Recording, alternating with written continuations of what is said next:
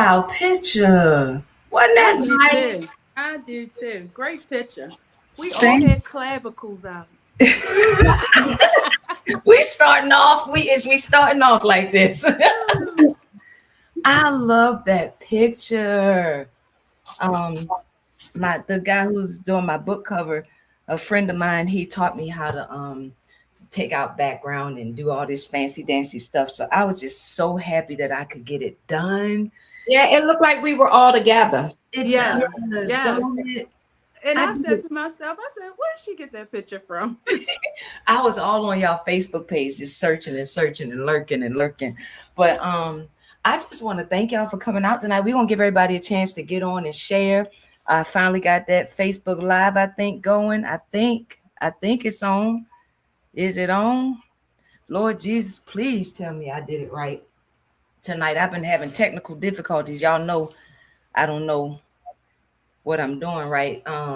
Somebody check. Tell Jay. Tell Jay. See. Yeah, go check or something. Make sure we on. Let me see.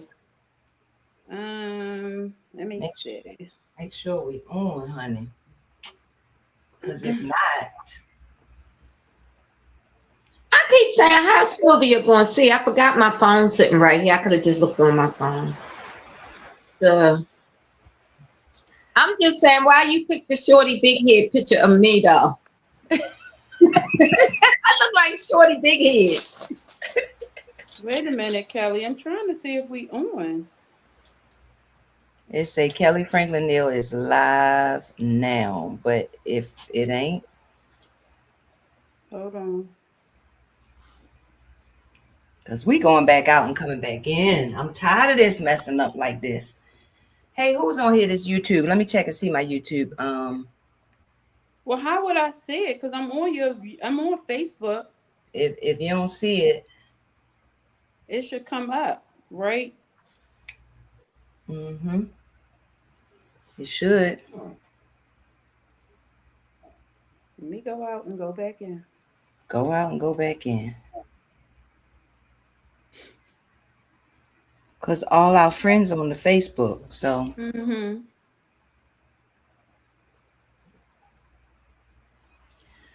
Let me see something. Jason messaged you. What is Jason saying to me right now? Tell Jason to see if we live. Huh? Tell Jason to see if we live.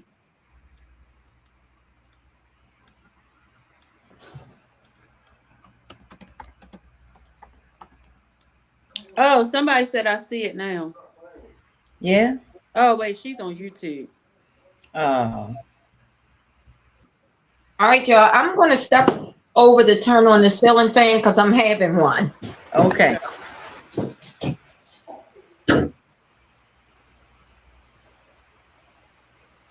All right. I'm back.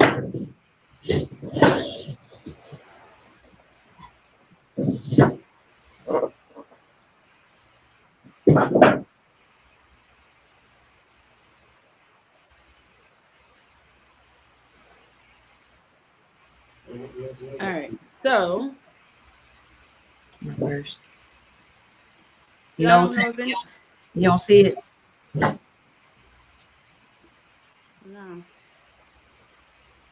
I don't see it, but it may not just come up on my screen. But I feel like it. You can't see it either. I guess you can't.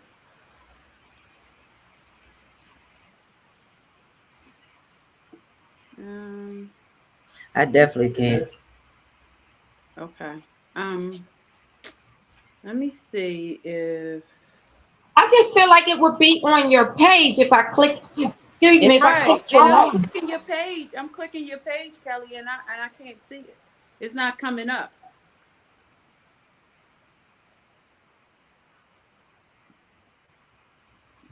Let me ask Nakia.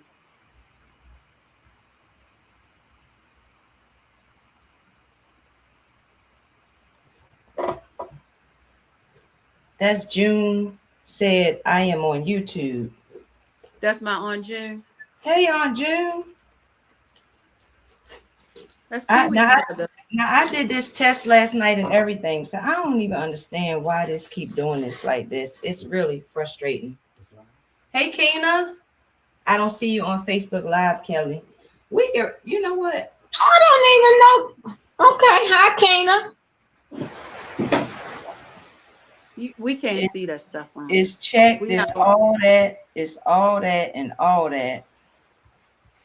Today, save changes. I Oh, don't even, Shari says she's on YouTube. She couldn't get on live on Facebook. It's not on Facebook. So it must not be on live. Go see if you No, can it's go not out. on. Just see if you can go in and back out in the back out on what? on Facebook. Can't you do it again? I don't know how that live works. It says live 6 minutes and 15 seconds. Yeah, but it ain't. This aggravating. Now I did it last night. Everything was fine, and now It's 17 minutes past my bedtime. Really, an hour and 17 of them. You're funny.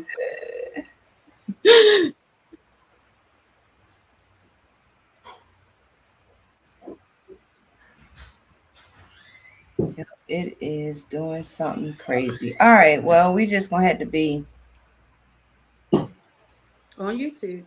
on YouTube. I think I posted the YouTube on my thing. It's on the link. It's on the flyer. Yeah. It's on the flyer. Okay. The flyer. All right, give me 1 second, right quick. Try one more thing, and then we're gonna get started because Rhonda's sleepy. Okay. All right, y'all ready? President and destination, Facebook title. Hold on, it's blacked out. What is? That's crazy to me.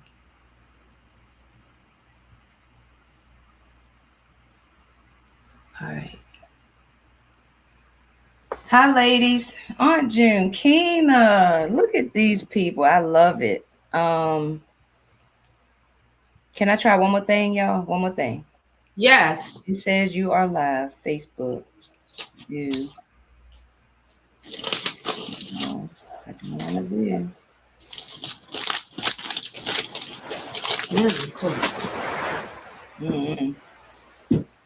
I'm gonna leave it alone. I'm just going.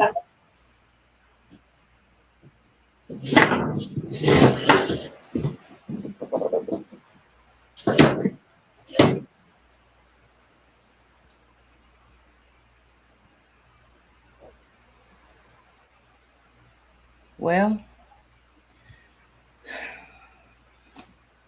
let me send my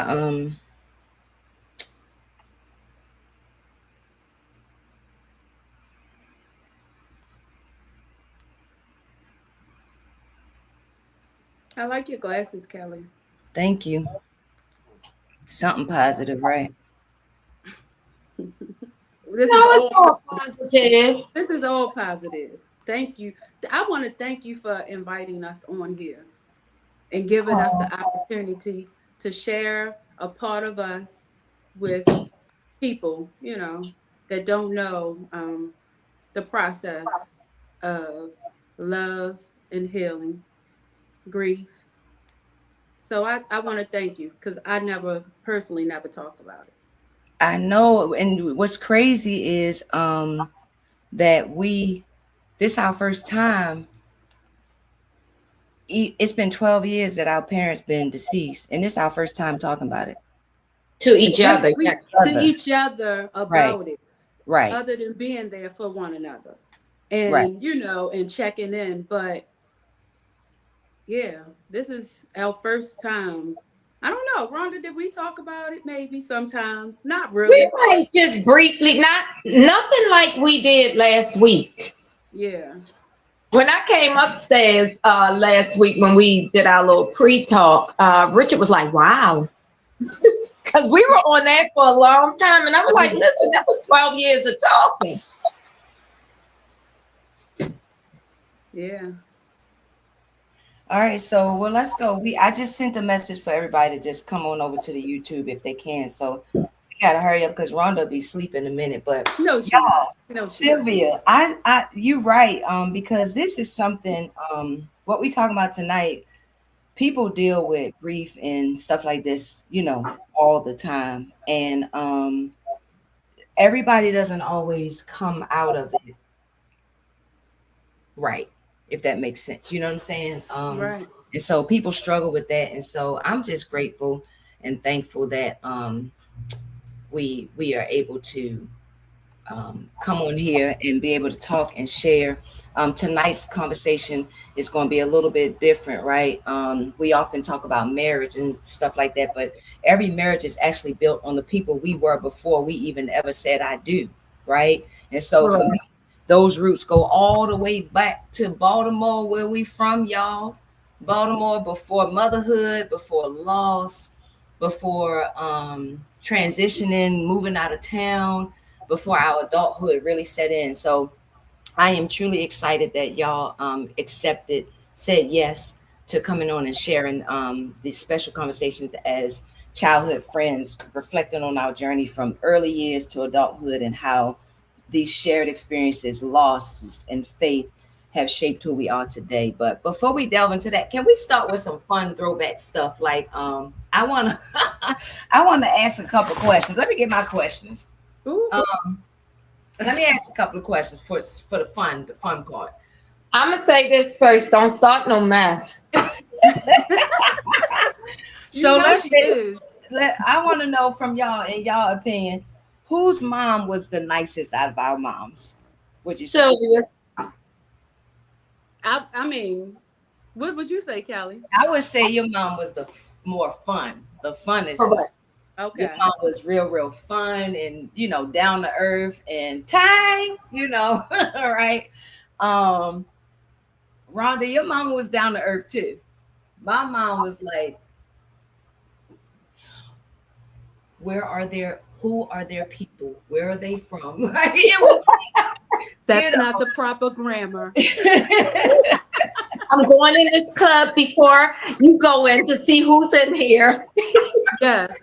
Rhonda, you brought back something when you said my mama walked through the club on us. Yes. Is that the truth? Yes. Well, why I don't remember it? I'm trying to block it out my memory. Yes. Right. She could sing your name on a microphone. But I was like this. When we go in, that's her mother. It's embarrassing. So she drove us down we drove down and she would say, hold on. And we had to go in. She went in first to check out the club. Yes, because if my mother drove us down, I'd be like, let us out a block ahead. We're going to act like we caught the bus. Like that was better. Wow. That's crazy. Funny. That's crazy. So let's do this. All right, let's do this. So whose mom would you say was the strictest? Would that be my mom? I feel like my mom and your mom was like neck and neck. Rhonda, I don't think your mom was that strict. She was cool. She was stern. She was stern, but she wasn't like going and walking in the club. Or was it that she had to be stern with me? She was stern with you. With you. Yeah. So who had the curfew out of us? I did. Who had a curfew, or we just knew when to come in the house? Yeah. I don't know, Kelly. We showed off one night. Was that me and you that ran away, or was that me? I never ran away. I never run away. You ran away?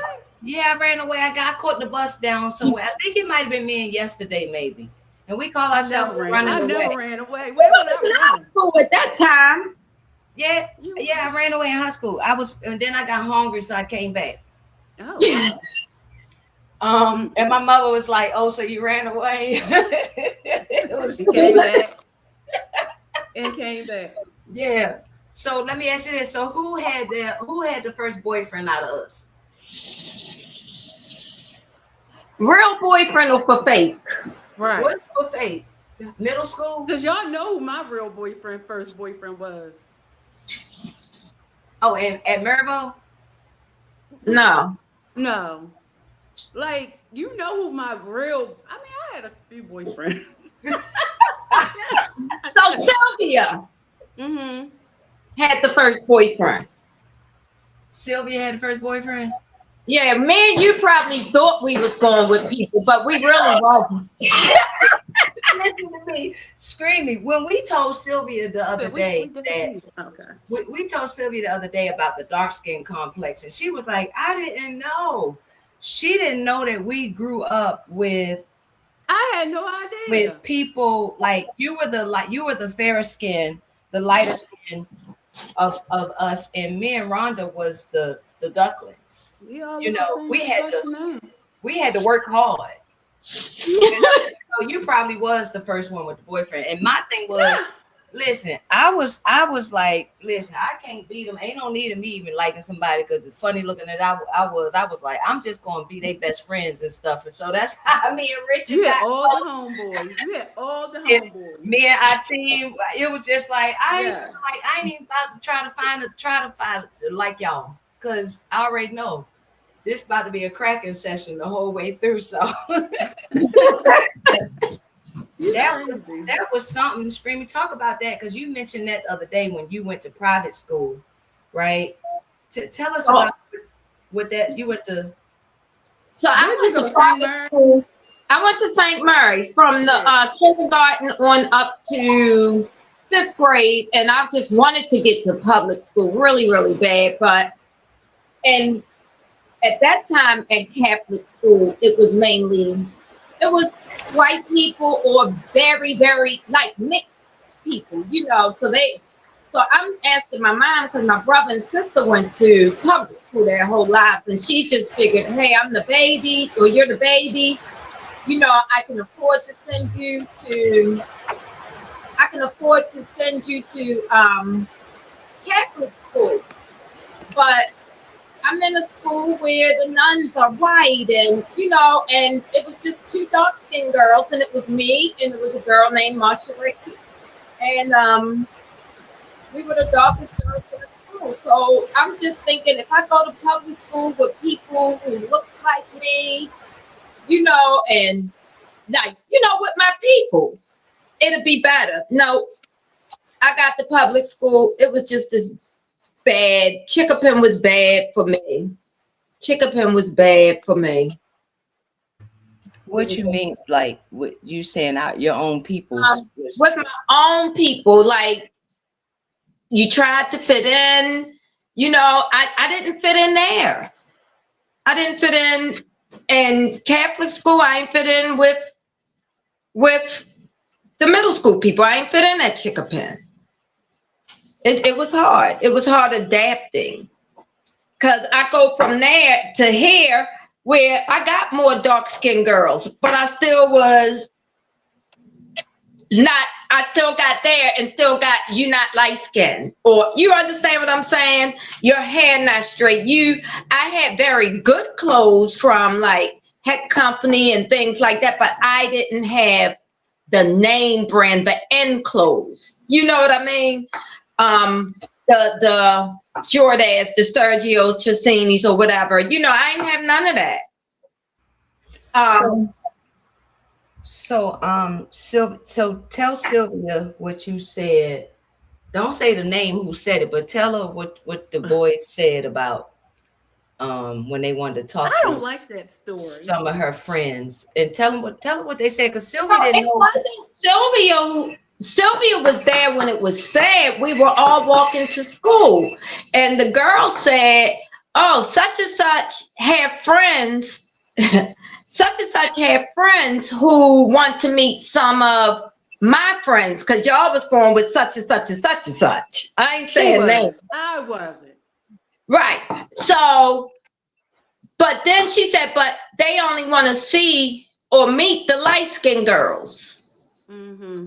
So here go me and Kelly. We was out the bottom. I don't think Kelly was there. Was Kelly there? Kelly was there. Yeah. Because I remember when I really met them. Was you with me when I met them and I ran? And I don't remember that. What you ran for? Because he wasn't cute. He wasn't. So you ran.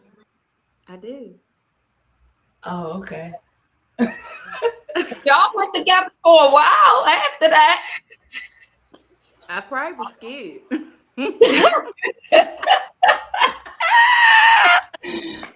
So look, oh boy, she running from him. We were running to him. Ain't that crazy?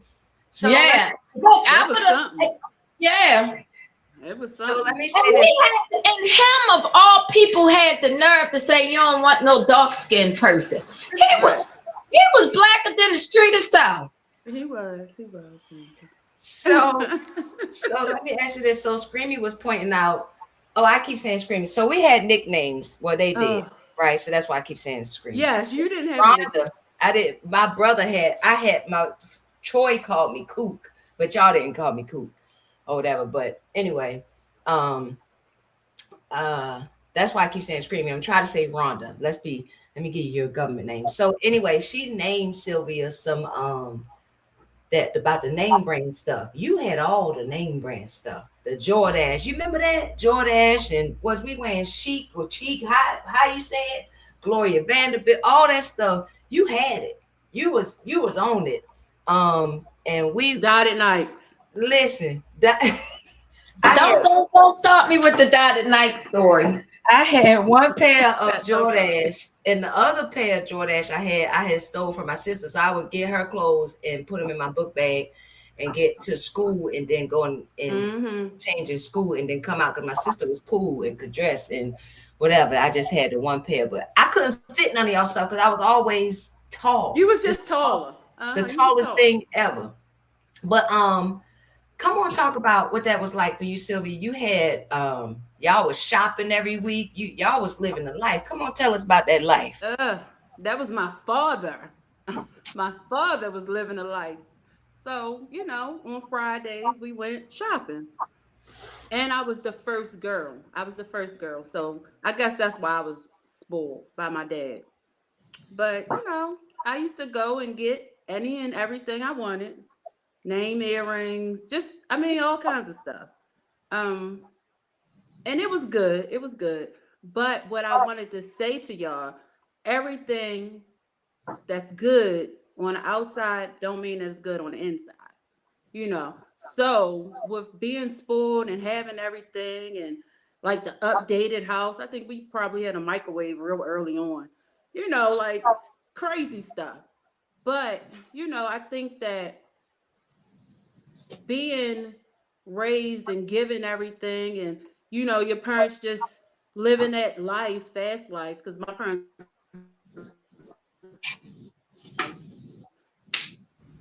You froze. You said your parents and then you froze. It came with cost. Okay, there you go. You said your parents. I'm back. Yeah. So it came with a cost. I feel like my parents gave us everything. We was doing everything. We was traveling, doing this, that. But I also think at the end is what separated my parents. So, my parents initially separated when I was in high school. And that broke me. Wow. So I love that couple, that your mother and dad. Everybody loved my mother and dad. Yeah. Everybody it broke me. It broke me when it was like, oh, what's wrong? I couldn't understand it. Yeah. So. But we grow older and we can look back now and say, oh. Mm-hmm. We married now. And so we can see, I can see how you probably was like, okay, I want to give up or not or whatever, right? Yes. Any little thing came and they didn't work on it. They just decided to go their separate ways, and it was outside noise coming in that got in between them, and it broke our family up. So would you say that was the hardest thing you had to adjust to or face in your childhood? Your parents? That's the hardest thing. Like living with my mom, sometimes living with my dad, and them just not being together. So what made me want to make sure moving forward as I became an adult and had my own family, I always still had like the family dinners, Thanksgiving, and I would invite my mother and her boyfriend, my father and his girlfriend. Like I'm still made it like a big family because I missed that, and I wanted that back. And my parents, up until the end, they were really good friends. They talked, they didn't fuss or anything like that. They took care of each other, they looked out for one another. And, I was always hoping that they would get back together. And I joke about it now, but, my parents are buried together. And I said, I told y'all was going to get back together. I did that on purpose. They buried side by side. And my parents never divorced. They were still married. Wow. Yeah. Wow. Yeah. Scream, what would you say was the hardest thing you had to adjust to or face in your childhood? Middle school. Middle school. The jokesters, the mean kids, the whatever. Rhonda, our teeth was messed up. We was messed up. No, it was not. Yes, we was, girl. Yes, we was. Girl, please. People lied. People said stuff, and after a while, you couldn't fight the rumors. So eventually, that's why I chose the high school that I went to, because I knew a lot of people wasn't going there. Like, yes, all my friends went to City. I got in City. Y'all went to Mercantile. They went to I didn't want to be around. I didn't want to be around them no more. Like, why are you not going to Merva? No, I didn't want to. I just needed something brand new. I needed something new. Mm-hmm. I needed to be away from them people. I just remember even years later, as like we talked about last week, when we went to the Chickapin reunion. And I remember going, and me and Richard is in there, and I'm up on Richard because I'm like, these the folks that hurt me. Like, they hurt me. Mm-hmm. Like, they really did. And they be looking at some folk now. Right. That's all I'm going to say. Just looking at some folk now. Yeah, that's always the case. The ones the ones that was the bullies. Yeah. Yeah. And see, my thing was I could hold my own, because y'all know Fuzz, like we was the jokester family, right? And so y'all know how Fuzz grew up with the baby hair and the his situation with his teeth not fully developed even in adult stage. And so Fuzz learned to like defend for himself and be able to crack back. And so I got it honest from him. And so when I would get cracked on, I would crack back. And I could hold my own, but little did I know it was that it did something on the inside, even though I was laughing and with them and participating with them. Let me tell you something y'all don't know. So remember, I had that big old gap in my teeth. I could stick a whole pencil in it. And the reason why I know that is because somebody said, I bet you could stick a pencil in it. And I tried it, and it worked. And, so I was fiddle diddle, no teeth in the middle. I was Mac Moon. Y'all remember When the Clock Strikes, because I had my big forehead and my chin, remember Mac Moon? It's Mac tonight. And he would be singing at the piano. And so when I would walk in the room, dinner at McDonald's, I would walk in the room, they'd say, it's Mac tonight. And I bust out laughing with them, cause I ain't care, cause I don't like y'all. I don't want to y'all. We friends. We ain't get ready to be boyfriend girl, and we can crack on each other, and I would make them cry back. It didn't work. It didn't work like that. Was this in middle school? This was middle school. It started in elementary a little bit, but then it really picked up in middle school. It's Mac tonight, fiddle diddle, no teeth in the middle, all that. Yeah, it was all right. It was cool. I hung with it, but I realized as I was writing my book, losing my hair and everything, I realized, oh yeah, I was laughing, but I was scarred a little bit by that. So come on, Screaming, you said it wasn't like that for you. You wasn't cracking back. No, I wasn't trying to crack on myself. I wasn't. I expected something totally different when I came from that Catholic school to public school. I expected something totally different, and I didn't get it. I felt like it was worse. Send me back to the nuns. Mm. Send me back. Because at least it was a little more disciplined. Them kids was not disciplined. Mm-hmm. I mean, I guess I was one of them too, but yeah. Uh-oh, we lost Sylvia. Where'd she go? Well, it wasn't so much that I was just laughing back to keep from crying, I guess, you know. Um, we lost Sylvia. She gonna come back in. I feel like eventually you and I, because once we went to high school, you and I became closer. Because Sylvia was doing her thing. You know, she got her own friends and stuff. But I think that you and I became closer at that time because of that trauma, too. Right. She wasn't going through what we were going through. That we know of. Right. Right, right, right. She was going through something different, and she could have been going through whatever her parents were going through. We wasn't dealing with that. Right, right. So when she get back on, so I was about to say, because we started growing apart, but we were still connected, but we started growing apart. So like when we started going to, like, we were together, of course, in middle school, we was all walking to school together, catching the bus together. But then when it was time to go to high schools, we all separated. So I went to City, you went to Dunbar, and Sylvia went to Mergenthaler. And so um, we started growing apart, and like you said, you and I got closer as we shared some things in common. More so. Let me add her back in. There she go. Hey, what happened? There I you don't go. know. It just cut me off. You back. Turn you back to the I am. Hold on. we was just, can you hear us? I can hear y'all. We was just talking about how things changed when we went to our different high schools.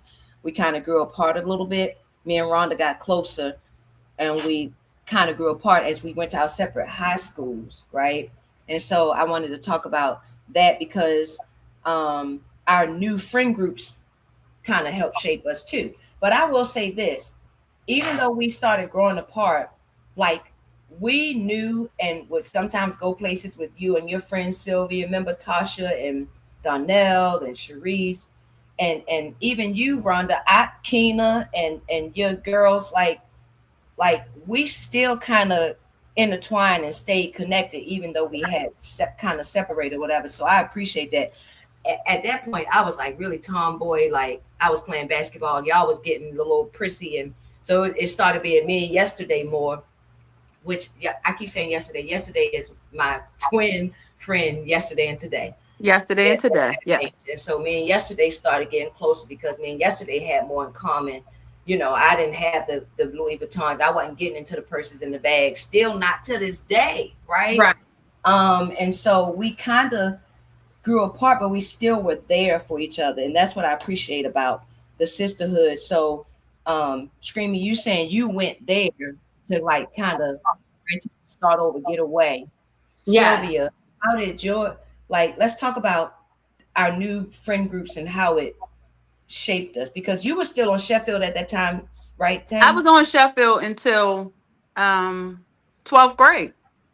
We moved in 12th grade, but I went to Mervo for cosmetology. So I started getting deep into what I was doing. Um,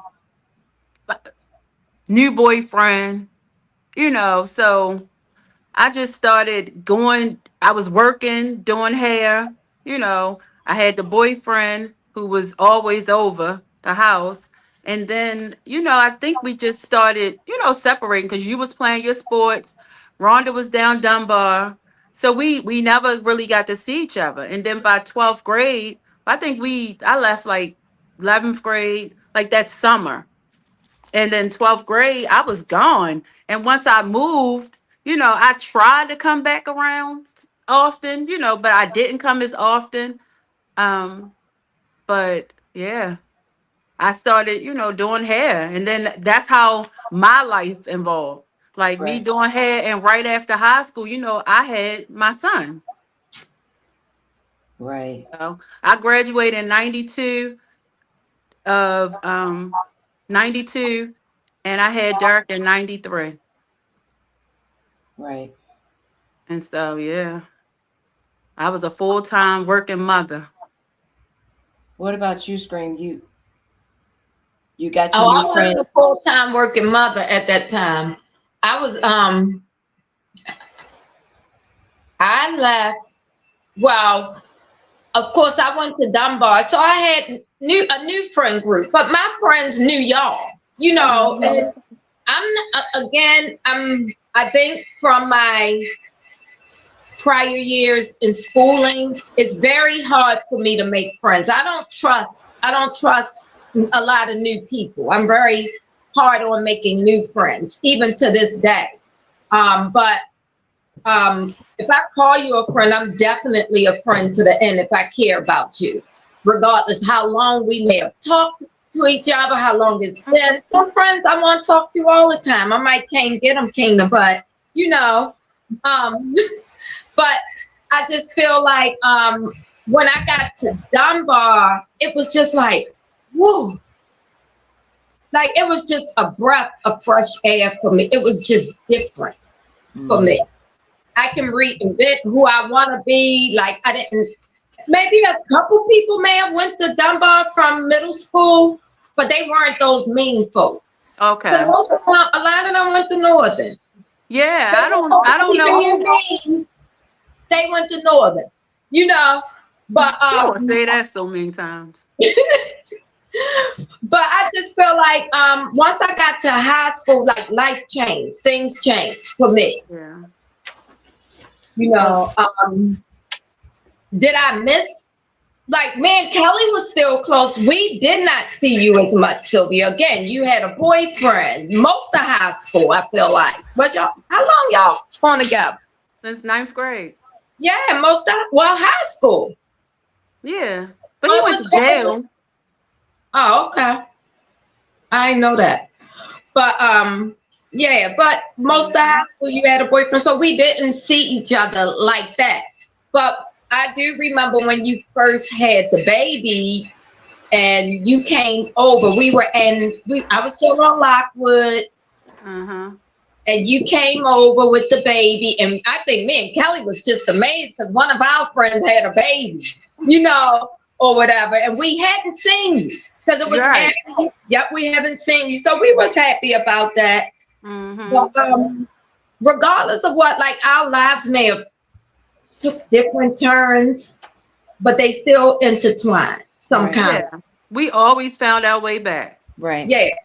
Absolutely. Never missed a birthday. I mean, you know, we can just call it's like Kelly calls at midnight all the time, you know, but it's just like you can just call. I don't know. She don't look at her clock. She just call you. Right. That's how my mother used to do. Yeah, she just call you like, oh, this Kelly at 1:05 a.m.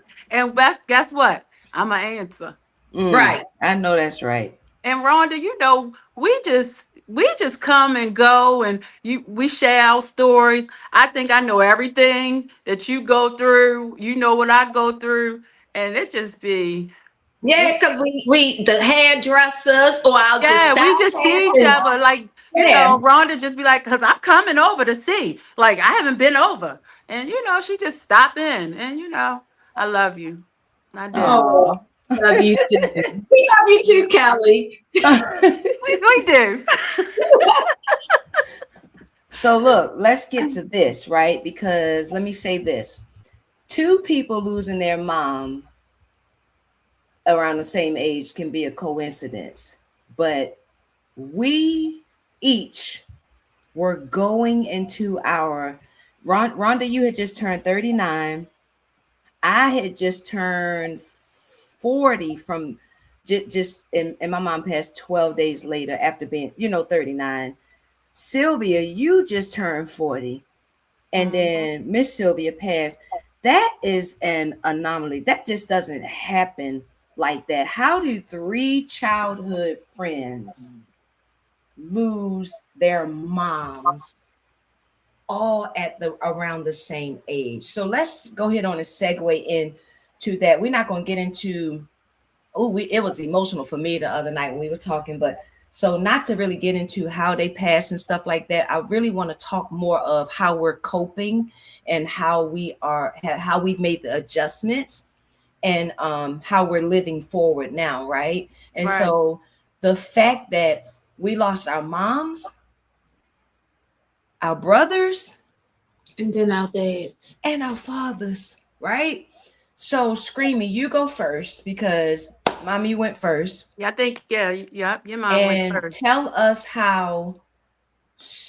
tell us the succession of it. So, mommy, then My, Rodney, my like, mother died December of 2012 from breast cancer.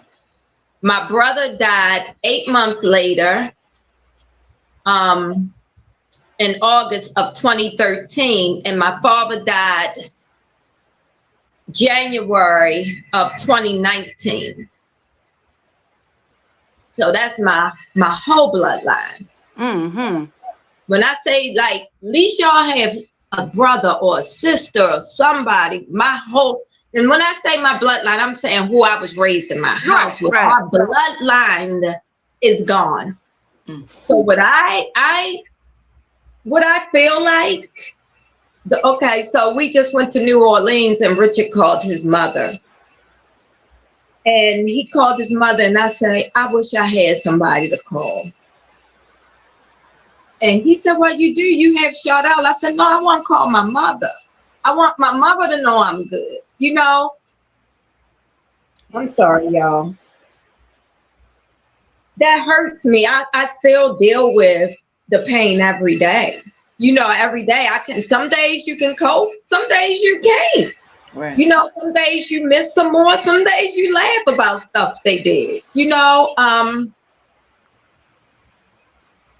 my whole bloodline, I feel like an orphan. Mm. I feel abandoned. I just came to realization that I deal with abandonment issues. And not only from losing my parents, like it's so many things I feel abandonment from. As I sit back and think about it, but sometimes I feel lonely. I'm in a house that's theirs, that was full of life. It's empty. How I cope most days is I have a husband who loves me despite of what I might wake up feeling like one day. I have a husband who supports me. I have friends who support me. I have cousins who I can pick up and I can just cry to one day.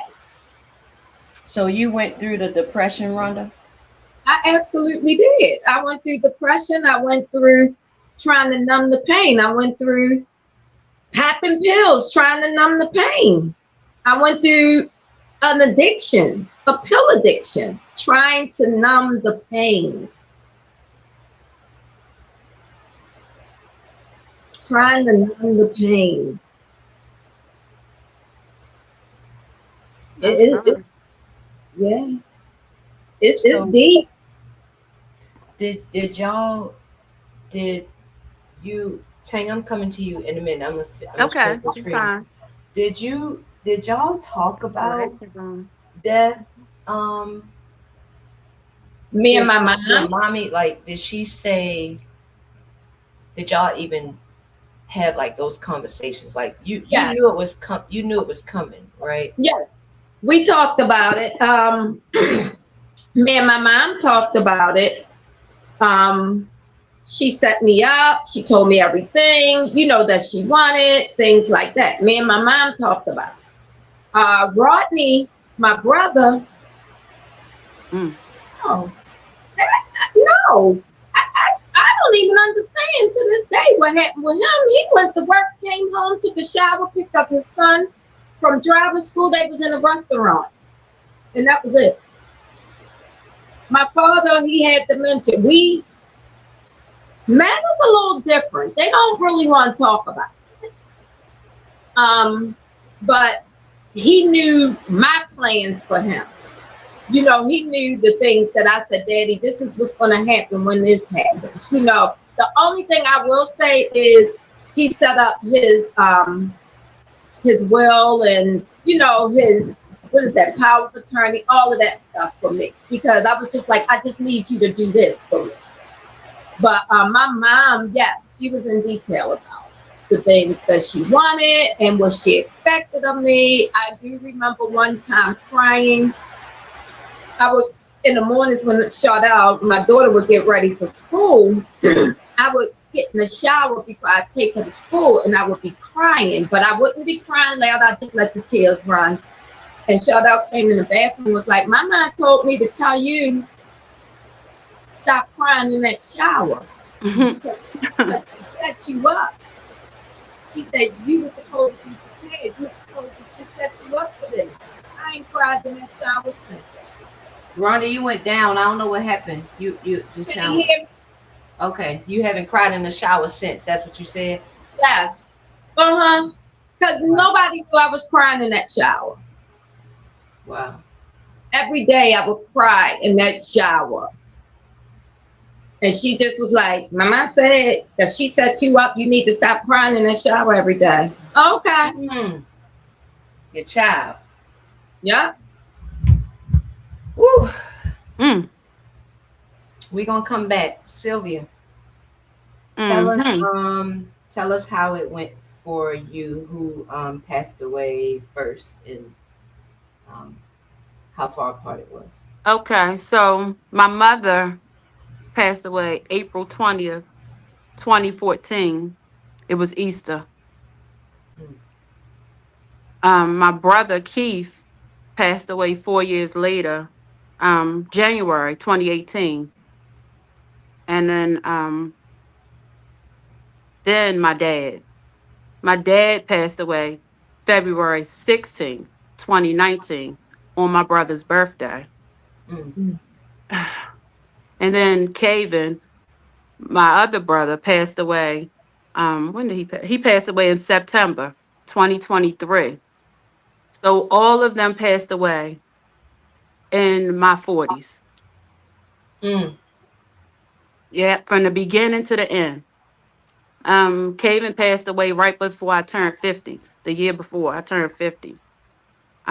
So it was from the start to the end that they passed away. Um, my mother was sick. She had cancer. She had cancer for 7 years. And off and on, we would talk about it. We would do chemo together, and I would ask her questions like, Ma, you have to prepare me. Sometimes she would talk, sometimes she wouldn't. One time she got mad. But all in all, she prepared me. So like I can remember it. The day that she passed away, she wrote down everything. She was just the queen that she was.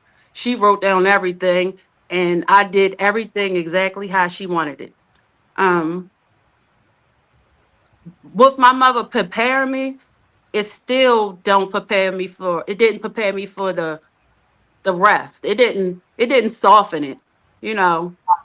Um, Keith, when he passed away, Keith was gay, he was schizophrenic, he was on drugs, so I felt really bad for him, because my mother was his everything. She was our everything, everybody's everything. But for somebody like him to lose their mother, he just couldn't cope.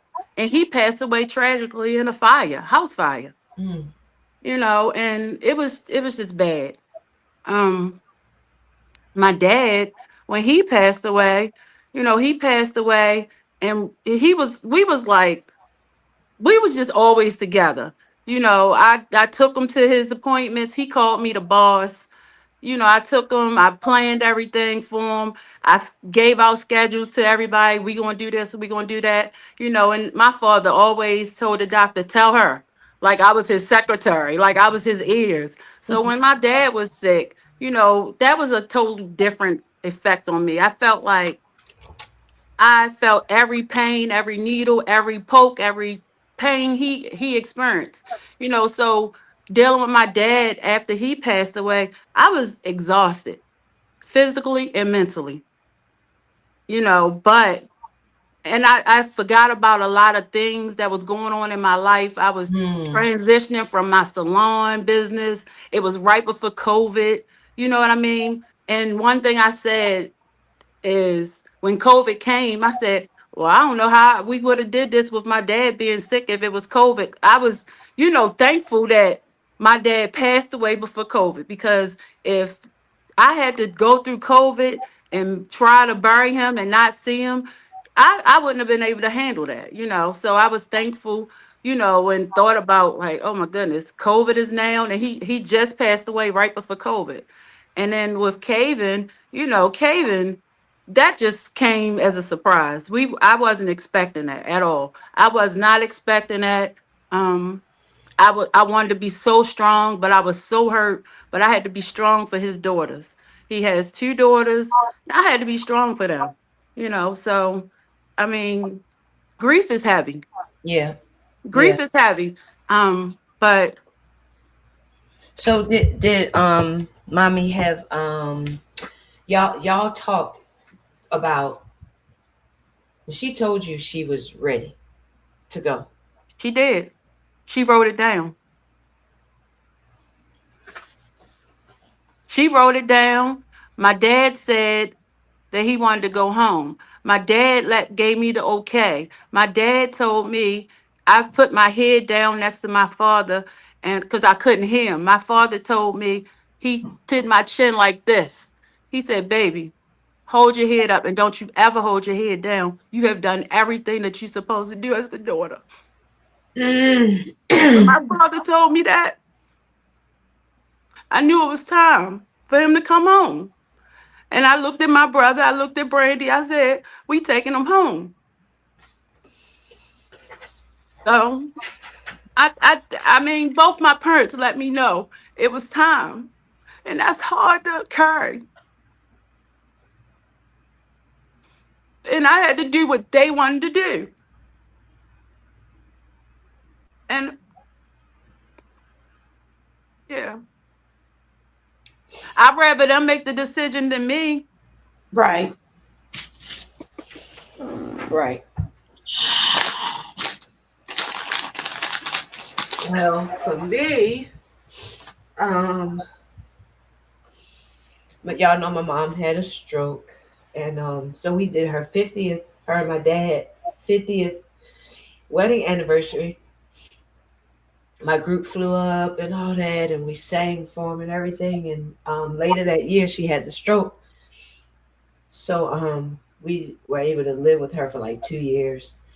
Um, God gave her, kept her around for like 2 years. She had what was called receptive aphasia, so she could understand, but she just couldn't speak. She couldn't gather her words and speak and everything. So it was very frustrating. And I'm just reminded of when, like Sil, when you said, mommy told you she was ready to go. One time that doctor came in there and he asked my mama if she wished she had died when she had that stroke, and she nodded yes. And that broke me down to the ground. I couldn't believe it, because it was like, you want to die? It was the whole, we be being selfish and want them around and Yeah. stuff, but when they can't function in the way that they're used to functioning, that kind of like, that tears them apart. Like with my dad, we had to like kind of like be like, Dad, you can't drive no more. That killed him. We Yeah. take And it will. away their independence. They don't like that. What you Mm-hmm. mean I can't drive? And so that was just to hear her say yes, that she wished she would have died. And I guess she's saying, instead of laying here, y'all got to take care of me. I can't do for myself. I can't, you know what I'm saying? I mean, I get it now. They're a burden to you when Right. you take kids down. But you don't get it then. You Right. look back and you think, but you also question yourself too. Right. Absolutely. Yeah. Right. And so it was mommy, then 2019 again. So y'all said what? You said What year did your mother pass away? 2014. Okay. So 5 years later, What 2019, month? January. So January 2014, like 12 days after my birthday. Um, and then my dad passed in 2019. Like all our fathers. That's All of our crazy to fathers. me. That's You're right. crazy to me. But And it's always my people setting it off. yeah, you started it. Yeah, well, It started with your mom. It started with your dad. It started with your brother. yeah. Yeah. And Y'all so just want to be like me so bad. Not in that way. I wish I could take that back. You Right. can have that. No. So so mommy, daddy, and then Roman, It was 2020 COVID, right? COVID Yeah. for Roman, and yeah, they put him on a ventilator, and 30 something hours later he was gone. That it was So just it was your mom, your dad, then Roman. yeah, and then Fuzz. So Well, yeah. Fuzz died. It wasn't even a whole year later. So he Yeah. died 2/22/22 or 2/2/22/20. It was a bunch of twos. And it wasn't even a year between him and Roman. And so it's like my eldest brother, then my middle brother, and so I'm looking around like, what we doing, Lord? We going in order? I mean, I know I'm Right. the baby. I'm the baby, so it's we going to You order, got two. You got two more in front of you, Kelly. I know. But it just was like, wow, this is crazy. So I just want to say this, like, if you're not grounded in something, if you don't have your foundation and you grounded, you can really lose like yourself. Like, you know what I'm saying? Like when my mom died, I didn't do good. I didn't do good at all.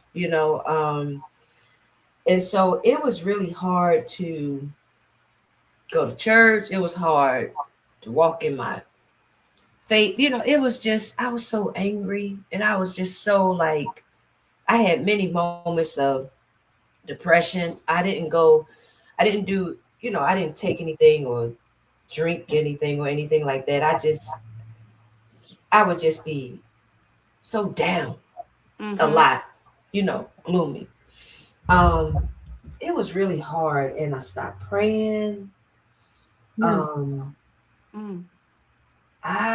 I took it really, really, really, really hard, and I will say now, looking back on it, I'm mad at myself for stopping praying and stopping all the things because of where I am now in my walk and what I know now. It's like her, when she died, a piece of me died too. You Mm-hmm. know, that's how I felt. Absolutely. And I couldn't get back together. It really actually, her death actually helped me to draw closer to God, actually, you know. So just for y'all, what is the coping? So Scream, you said you tried to suppress with pills and stuff. Sylvia, you said, did you say were depressed and stuff too? I went to therapy. Um, I went to therapy and my family. Therapy and my family pulled me through, helped me. Um, but and also praying. I had to pray and I had to understand that praying, I had to stop asking why and just learning to live in a shift in my life. Um, just learning to live again, Right. because when my mother passed away, I felt like my grieving was me being busy, going out, dressing Right. up, you know. Um, and then when my dad passed away, I just was a different person. I was angry. I was sad. I was empty. I was empty. I was empty from my mom, Keith, and my dad. I was empty and I was numb on the inside, and I just felt like it felt like a hunger pain. Then I never could get full. Like my Mhm. heart was hurting. It was a hole. It was just a burning inside, and I couldn't understand what was going on. I was questioning my relationship, my marriage. Mm. I didn't know if I wanted to my kids, my adult kids, just everything. Just everything was just out of whack. And so I started going to therapy and talking about it because I never really, I always would say, I'm okay. I'm okay. Or I was always making sure that everybody else was okay, but I wasn't okay. And therapy helped me, my family, my friends, because I have a great family. I have a great family. I have praying cousins. They lift you up. They, to this day, they check on you, But and my clients, I have some great clients that became mothers. Like, my girlfriend's mothers became mothers. Everybody was checking on me. But I must say that, if you going through grief, you have to lean on your family and friends. You do. And it don't take it's not an easy task, and you can't rush. No, you can't You rush. can't 'Cause rush it. You can't rush it. for me, you don't get over it. Right. You just kind of learn to deal with it. And live through it. Yeah. So for me, when my mom died, yes, of course I missed her, but I didn't miss seeing how she looked and the pain that she was going through. And when she first passed, before my brother died, I felt like they were my easier months before he died, because I felt like, okay, I still got my brother, somebody who came through that same birth canal as me, that came from that woman. I still had that. But when he died, all hell broke loose. Like, I was angry. I was angry because we had a plan. You take care of daddy, I take care of mommy. When daddy got sick, I was angry with him. I was angry with him until the day my dad died. I was angry because you left me to do this. Yeah. I was mad. I had so much anger in me. And I just, like, the noise, I just couldn't. And the only thing that would numb that noise was pop a pill and just sleep all day. Did you went to therapy? I went to therapy. Okay. So when I first went to therapy, they put me on the medicines or whatever. So when I wanted to come off the medicines, I was going to this one therapist, and every time I would tell her I wanted to come off the medicine, she was putting me on more. Right? So I was like, and this is what made me change from her. I told her, no, she was like, my husband was getting on my nerves one night, and I just gave him a pill out the medicine cabinet. Oh, okay, well, I'm going to find another therapist. But when I went to this other therapist, I was already in the thick of it, of taking care of my dad who had dementia. And she was like, we don't want to take you off or nothing until you dealing with your dad at this time. You're going to need something to deal with your dad. We just going to start lowering your dose. But, no. But by the time my dad passed in January. I was in rehab in July. Okay. I was in rehab in July. And the only reason I went is because I was in a bed one day where I quit my job this particular week, and I had all my pills. I think I had 60 pills. You're only supposed to take one a day. I had 60 pills. They were gone in 3 days. And I was laying in the bed, and my father was on the side of the bed saying, when the hell you going to stop taking them pills? Now, my dad been dead since January. Oh, you was delusional. And I drove myself to Good Samaritan. And I was at that point, because I had taken all the pills, I was out of them. So I was thinking I wanted some more. So I had to go to rehab. Yeah. But that's when I stopped. Just he saved my life. Yeah. He saved my life. But I also had to let the anger go of my brother, because my dad is gone at this point. So I had to let all of that anger go. I miss them all, though. I miss them all. Absolutely. I miss them. Absolutely. That's saying time heals. I don't know where they get that time heals thing from. It's it's it's like you say, you get better over time. But I don't.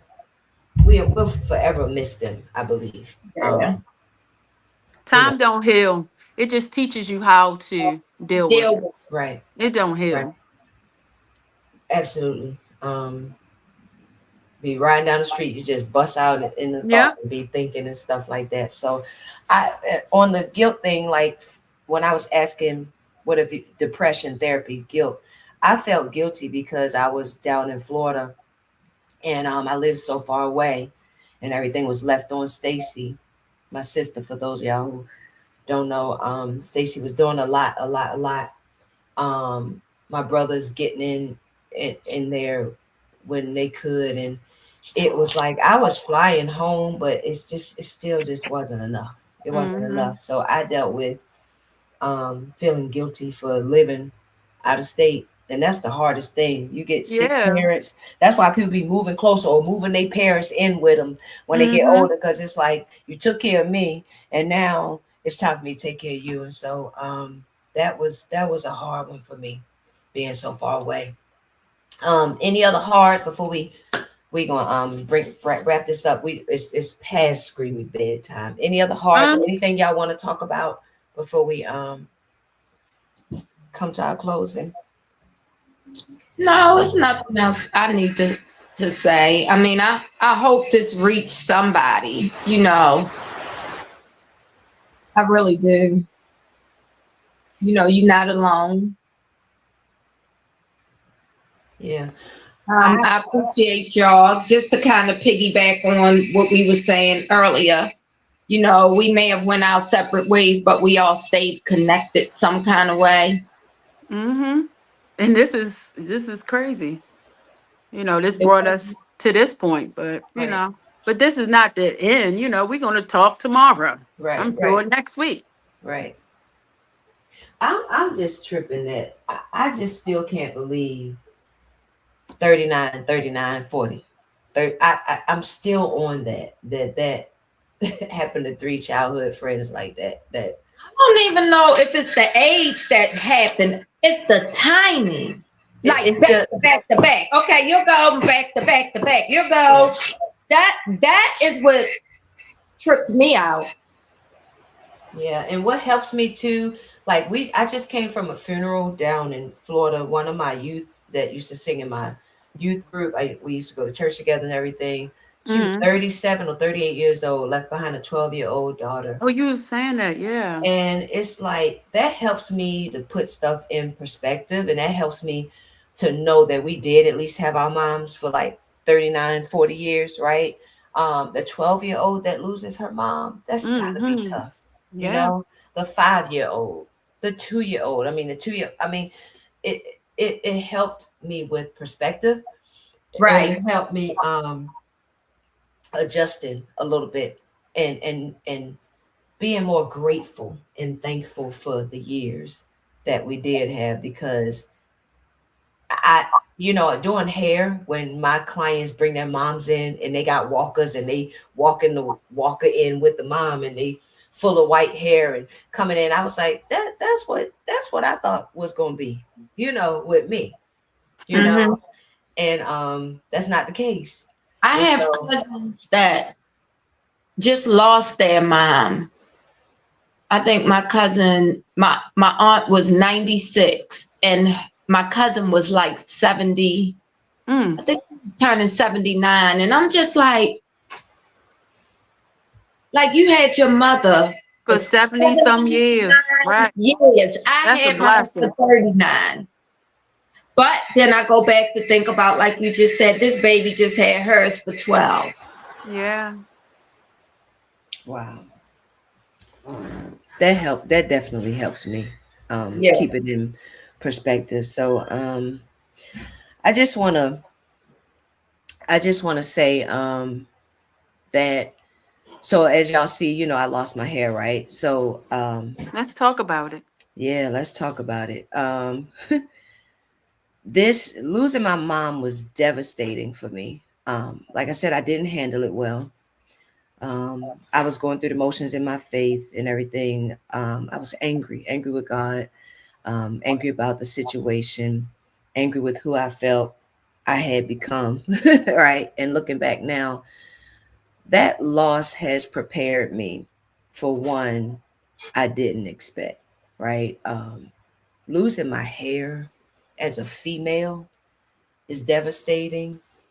As a Hairstylist, hairstylist girl. is mortifying, right? Um, and part of what made that so hard was what it exposed, right? So growing up, remember I told y'all I was called Mac Moon and things like that, and I could laugh it off and I could crack back, but what I didn't realize then was, even like I said before, when you laugh something off, it can still lodge deep inside, and my hair had become my covering, right? So when I started thinning, it's like my disguise, my confidence. It's like it was like very, very devastating, right? So when I lost it, it wasn't just losing hair. I was losing the very thing I used to hide behind. And that's, like Sylvia, when you were started doing hair, I started doing hair. You would come up and show me waves and stuff like that. And I'm grateful for that because that's how I got into the love of hair. And I'm starting working for my sister-in-law, Pat. Yeah. I was shampooing and everything, but you was doing hair for beauty, helping people, whatever. I was doing hair, keeping a long bang to cover the forehead, because when the forehead is covered and the chin or the bob is covered, the You Mac said I'm Moonists, gonna do my own yeah, hair. listen, the Mac Moonists don't stick out as much, right? And so it was the whole, oh my gosh, I am going bald. That was devastating. But I will say, my mom's, I did not want to do the same thing I did when I lost my mom when this came about, right? And so we came on Facebook, and I had Fred sitting beside me the first time I decided to come out. And I was like, see, he right here, he ain't going nowhere. Cause a couple of his people was like, Kelly shaved her hair. Hi, you all right with that? And it's like, because some men, they just be like, no, I don't want you to cut your hair, whatever. And he was like, no, she ain't shaved nothing. It all fell out. And so, of course, that made a difference in the conversation or whatever. But just showing that he was still there for me and beside me. But it was devastating. And then walking out into the streets and the conversations that would come up from people, the friendly banter they think they're doing and stuff like that. And I kept walking away from conversations feeling like, do they realize what they just said to me? I need to write a book. I need to write a book. And so that's why the book came about, because one of my clients asked, why you bald head? And I was like, but in all fairness, she saw me with long locks before COVID. When I came back, I was like this, right? And so I kept saying, I need to write a book. People don't realize what they're saying. And then when she said, why you bald head? I was like, that's it. I'm writing a book and I'm calling it Why You Bald Head. And so That's a good one. I texted you. I said, "Are you okay?" Yeah, right. Because y'all didn't know. Y'all didn't see me. I text Rhonda too. I said, "What's going on?" It was devastating. And I just was like, I had to, I realized though that, growing up with all the Mac Moon, all the whatever, I had to realize that I needed to heal, right? I didn't have my mom anymore to give me the affirmations, to give me Ma, they said this to me. I didn't have her around anymore for that. And so I realized I had to heal, and I had to heal within myself and on, my own self, so I can come out in the world and face everybody naked and ashamed like this, because I didn't want to hide behind wigs. So I will say that my mom's loss has definitely helped me to be able to deal with future losses, because that was the most devastating of them all. And just looking at life different, seeing from a different perspective and things like that. So that has helped. Y'all stay tuned for the book. It's coming out in April. I'd appreciate y'all support. Y'all can go to my website, therealkellyneal.com.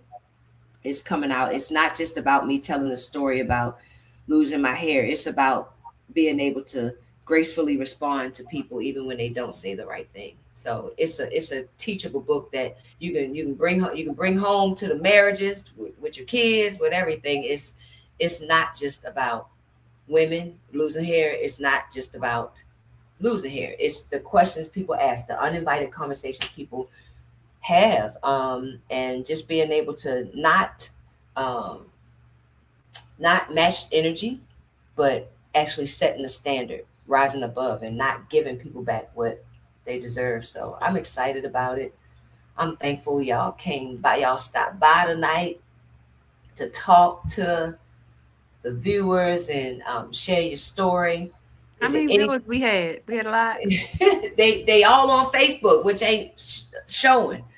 So everybody not used to my YouTube page. I think we got up to 15 over here, but I don't know. I gotta figure out what's going on that other side. So let me read some of these comments, y'all, and then we're going head up. We're gonna head on home.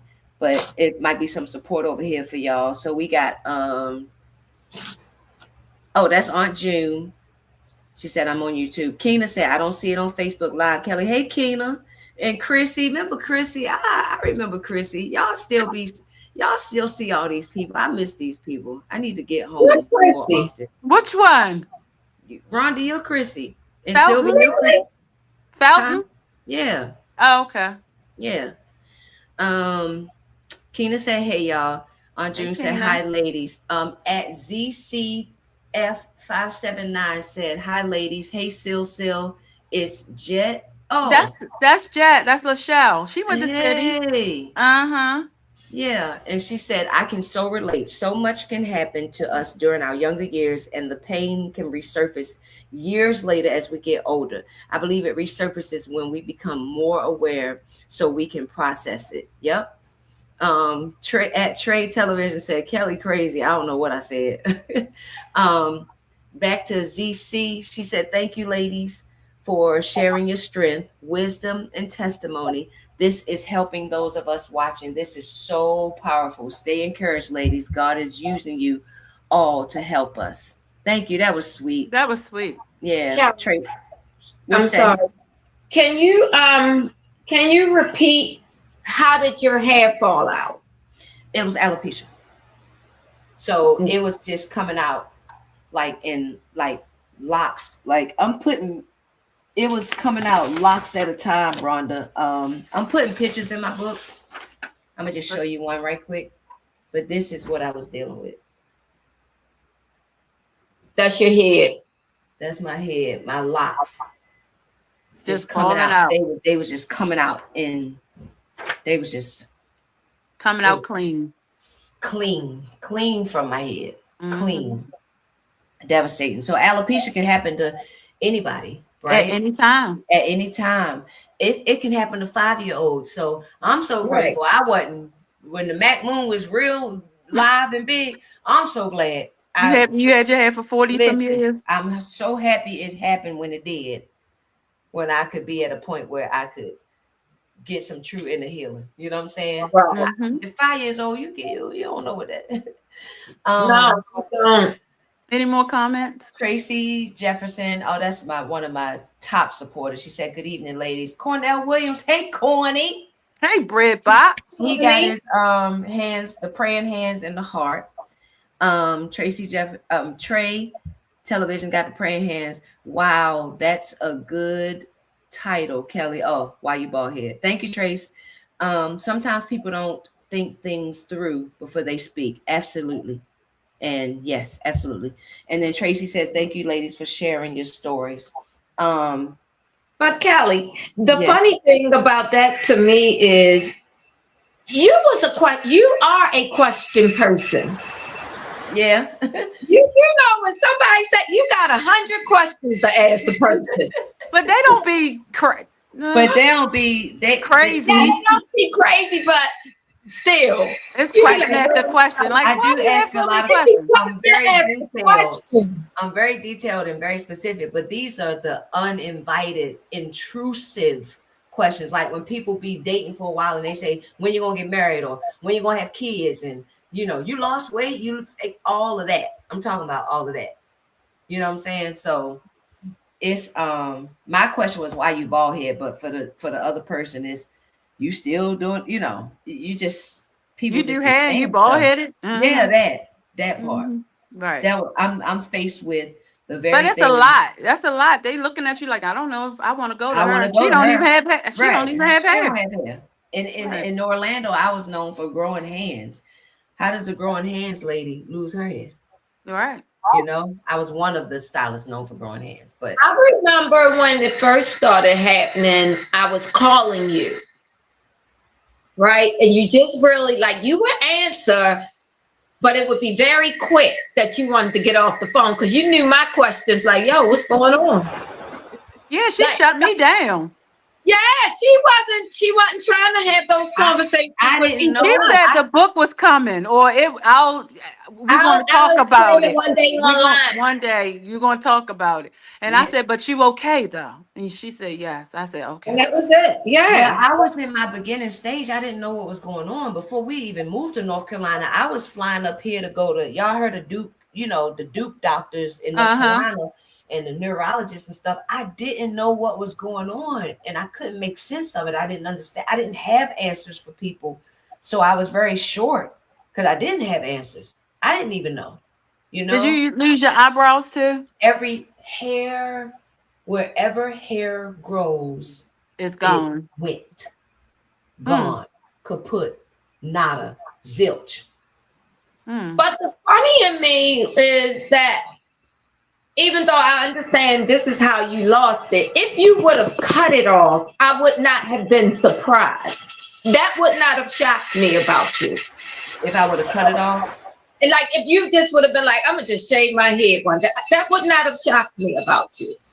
Oh, because I'm bold. You saying I'm bold like that? I could do that? I could see you doing that. I mean, it looked good on you. It looked good on you when it first happened. So it wasn't like to me, like, You oh my have a God, perfect head shape. I didn't think you were sick. Especially before I really started calling you to find out what's going on, you know, I just was like, okay, she just cut her hair. So, and no, I don't have the perfect shaped head. I really don't. I could turn around and show you some things, but in the front. in the front where it matters, huh? Yeah. Where the people looking at me first. But I didn't mean to be short. I'm sorry. I didn't realize I was short, but I was still. But I understand why. I was still trying to figure it out, and I had people offering suggestions. I had people thinking they knew what it was. It just got really overwhelming and overbearing to get on the phone with people and they trying to diagnose me. Yeah, I'm flying to North Carolina and they don't have no answers, but everybody on the phone got answers. That you said nobody have answers, none of the doctors. I said, that right. So I'm coping. Listen, I'm telling you, I know I done healed because if I'm going to put these pictures in the book, y'all, I was walking around with baby hair and bald spots, okay? Because it started growing back, right? But here's the deal. I told the Lord, anyway, you bless me, Lord, whatever you do. And so I was walking around a hairstylist with slicking it down like fuzz. Looking like your brother. And so I told the story at his funeral. He was like, yo, you used to look like Stacy, but now you looking more like me. Right? He was, because my hair was slicked down in baby hair, and I'm around here. It wasn't growing in all the way. It was spotty. So I had pieces here, pieces there. And I was just out here in these streets, like just walking around. That's how I know I was healing, because Mac Moon, fiddle diddle, no teeth in the middle. And I'm around here, a hairstylist with baby hair and bald spots. And people making suggestions like, you know what would look really cute on you? A 27 piece. Like, I know what you're really saying. I know what you're really saying, but you don't understand. Me and this This me and God. Me and God got something going on. I told God something and I told him I trust him. And if I take some clippers and I just go like this screaming, if I just do that, I felt like I was saying, okay, I trust you, Lord, but I'm looking crazy. Right. Either I trust him or I don't.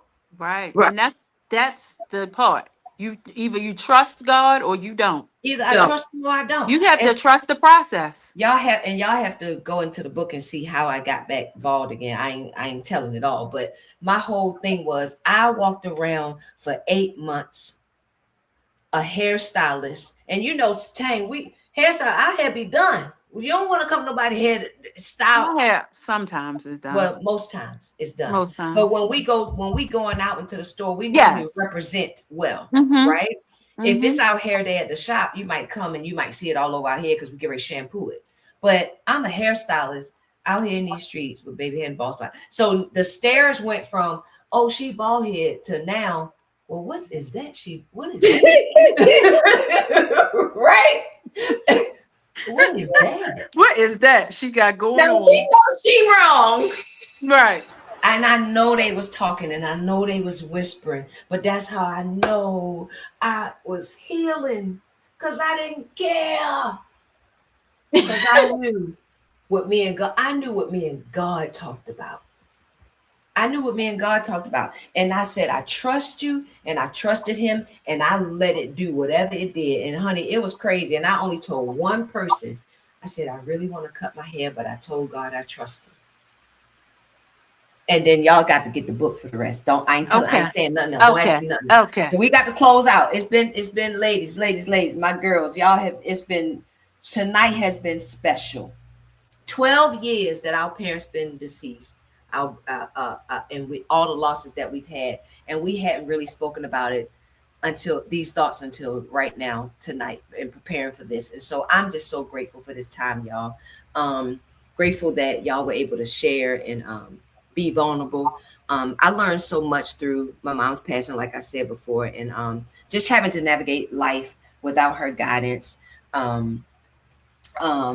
has been, like, those comments and stuff. It's been really, really awkward for me, the conversations that would be had and stuff like that. And so it goes far beyond just the bald head. It comes into the marriage. It comes into life. It comes into when a person cuts you off on the road and you throwing middle fingers up. No. You got 4 more fingers. Throw them up. Praise the Lord. Don't throw the middle finger. Like, all of that comes from learning that my response to whatever is going on, I answer to God.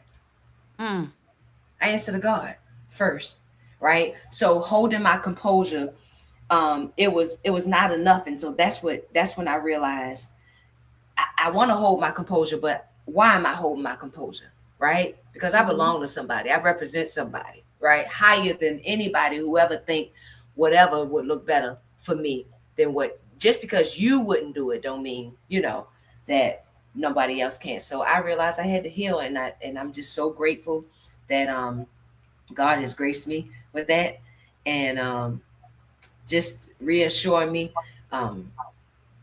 that I'm his child and I matter still, with hair or without hair. So I'm grateful. I want to thank y'all again. Thank you. Thank you for having us. Thank you for y'all bringing so this much. too. We got to continue again. This would be great. I love it. Yeah, we can do it again. That's why this conversation matters so much tonight too, y'all, because our future is shaped by our past, in most cases. And so you either going to evolve from it or you're going to dissolve into it. So I'm so glad, Rhonda, you came from out of that. I'm glad because Black people, we don't normally go to therapy and all that type of stuff. So I'm so glad that we are living forward, y'all. And I'm proud of us. And I love us. Next time, can we do 4 o'clock? I love that. Living forward. We living forward. Living forward. We living forward. 4 o'clock p.m. Run. People gonna be at work. Oh, hold on. Keena said all of you ladies were so vulnerable and transparent. I never knew some of these things about you. Yeah, Keena, because you were light skinned too. Right. I'm glad I tuned in, and pray you all continue to lean on each other for strength. And then Trey, says, I so enjoyed this conversation between childhood friends. Y'all had me laughing and crying. I appreciate the strength and vulnerability shown. Great job. Love y'all ladies. Thank you. Is Chrissy still on there? Which one was Chrissy? Christian Felton. You said Christian was still on there?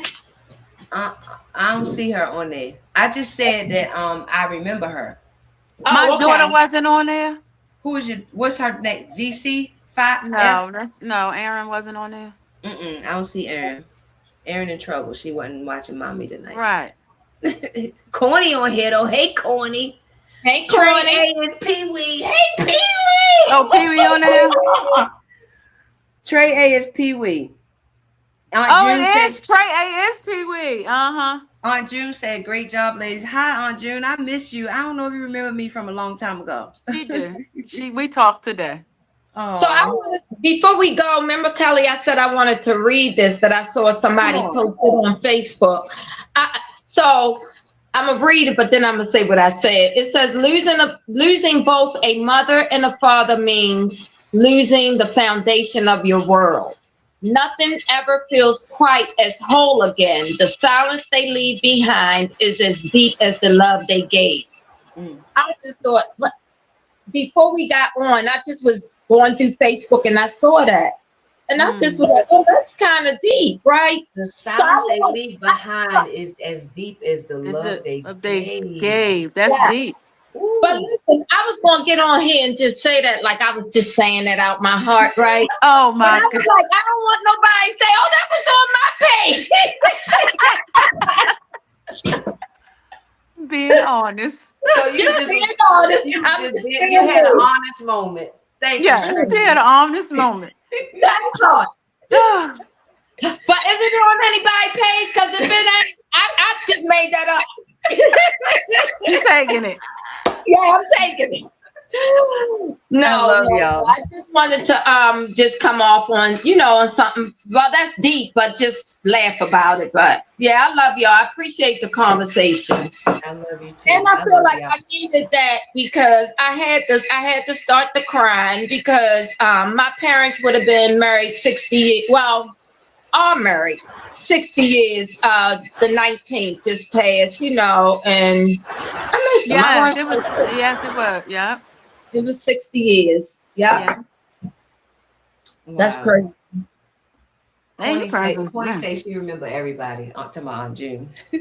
Tell y'all people. Corny say she. Oh, what you say, Sil? I said that your parents was married early. Yeah, my mom was 18. Okay. And my father was 21. Okay. Yeah. Keena said, tell y'all people to come back later and check it out if they missed it. That's the good part about YouTube. Yeah, you're right. Okay.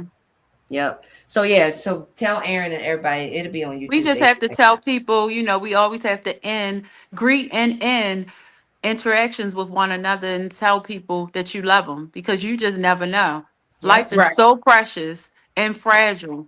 And that's one of the things I'm learning. Like, life is fragile. Like, you can be here today, gone tomorrow. So you have to really be intentional with who you are, how you treat people, how you interact with people, what you express. You just really have to be intentional and let people know that, hey, I'm here for you. I love you. I'm thinking about you. For me, I know I need to check in more with people, because sometimes I get so busy and caught up that I don't. What I started doing is calling people while I'm in the car. Me and my Aunt June was talking and she said, oh, that's like your office. Yeah, it is. So I try to call and do a lot of stuff while I'm driving because I have the, hands free. So I just do that. But talking about pain and what we go through daily in our 50s is a lot. Like, we are in our 50s now. Yes. And this is our second half of our life. Come on. We all got glasses on. I do want to say, second half. I do want to say we are in our second half, and like some of our moms talk to us about stuff. I think that we have to be okay with talking to our children about what we want. Black people, a lot of us don't write it down. Write down what you want, because it's hard when your child go in the hospital and they say, hey, do your mom want this or do you want this? The selfishness in us is going to say, leave them on that machine. Right. Even though, like for me, my mom absolutely told me, don't resuscitate me, don't put me on no machines. So when they asked me and she looked at me, I said, I can't answer it, Mom. I'm going to go get Dad. You remember what I said? I said, put you on there. But she looked at me and she couldn't talk, but she was looking at me like, you know what I said. And I was like, I can't do it. So definitely get your stuff. We are 50. Get your stuff in order. Talk to your children. Get your life. I don't care if you have enough life insurance just to bury you. I'm sorry. Or to cremate you. Get it in order. For your children. All my stuff in order. Well, y'all done heard the Neil's appeal. Sylvia said, love people, call them when they come to your mind. Use your office, use the cards, the office, get on the phone and call people when they come to mind because life is too short. And then Screamy just gave us another Neil's appeal. Get your house in order. Tell the people where the insurance policy's at. Y'all talk about it. Make it easy. It's inevitable. It's going to happen. I told my girlfriend April when April lost her dad. One of the things, and she quoted me on it. She said, I remember when you told me everybody have their turn. Everybody get their turn. Yep. It is what it is. We all get our turn.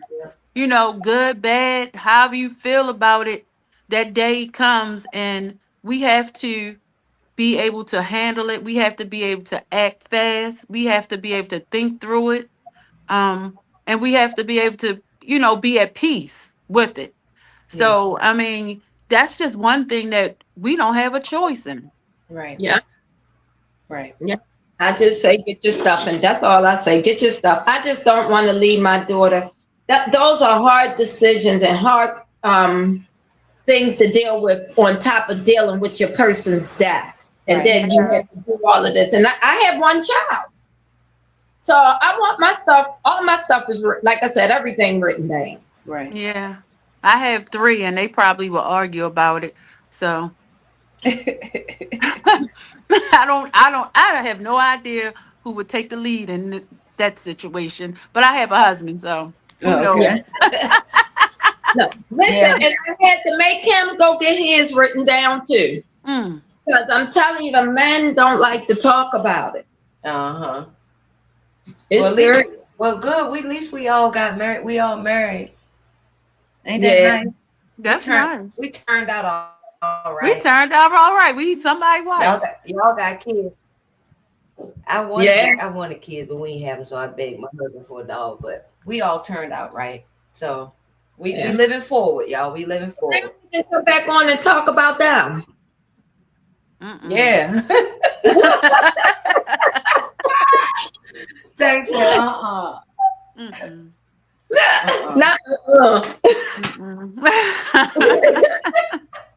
Yeah, what to say? Yes, our 50s are. We can get off of here. This the last comment, and we hanging up, y'all, because y'all keep talking like we on the phone like we was the other day. Kena? This is ZCF579. Oh, Michelle. That's Michelle. Jack. Yes, our 50s are a crossroad. We are relearning who we are purposed to be.